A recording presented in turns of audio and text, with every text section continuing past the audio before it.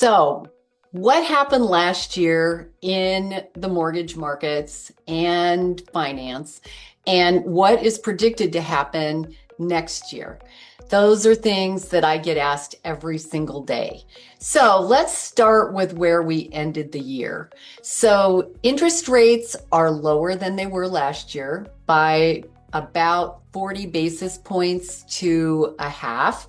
And that's good news for everyone. Appreciation continued in most major markets, not every single one over the United States. Purchase volume was up 19%. Refinance volume was up 88%.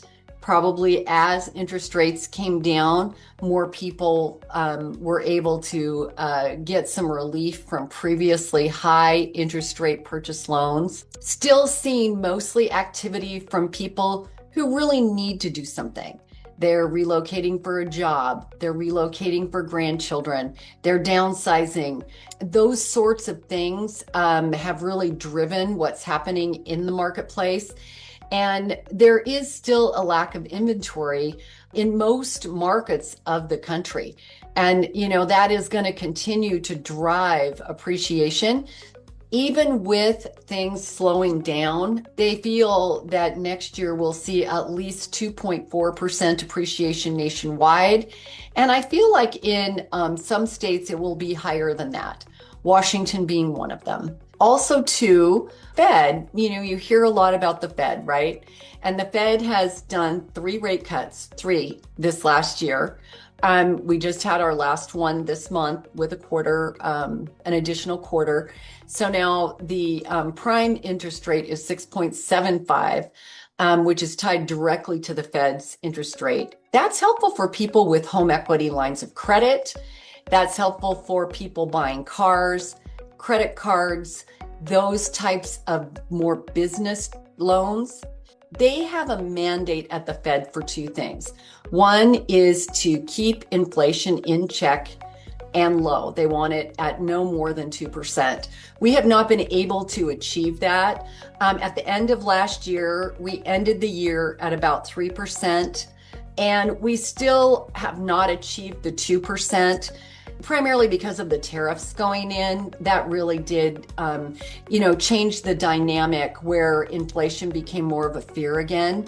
And that fear isn't gone. Hopefully we'll see it stabilize next year and not continue to be a driver upward, but the Fed will be watching it. There is no clear-cut path there. They've said that.